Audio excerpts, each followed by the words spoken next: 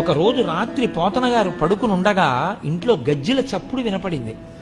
ఇదేమిటి అందరూ పడుకుంటే గజ్జెల చప్పుడు వినపడింది అని పోతన గారు దీపం పట్టుకుని వెడితే ఎదురుగుండా నిలబడి ఉంది సరస్వతీదేవి.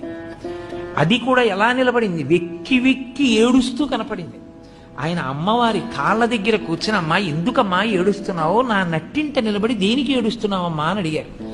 పోతన భాగవతాన్ని అంకితం ఇచ్చేస్తావా రాజులకి అని అడిగింది ఆవిడ. అప్పుడు ఆయన అంటే భాగవతం పోతన గారు ఆంధ్రీకరించినది ఎంత శక్తివంతమో మీరు చూడండి.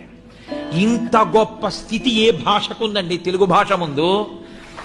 సరస్వతి నిలబడి అడిగింది, ఏ భాషలో ఏ కవిని అడగలేదు, ఒక్క తెలుగు భాషలో పోతన గారిని అడిగింది అమ్మవారు. చెప్పుకోవడం చేతకాని తన మంది కాబట్టి తెలుగు భాష వైభవం ప్రకాశించదు. ఏం అక్కర్లేదమ్మా, నిన్ను పట్టుకెళ్ళి అలా కర్ణాటక కిరాత కీచకులకు అమ్మను త్రిశుద్ధి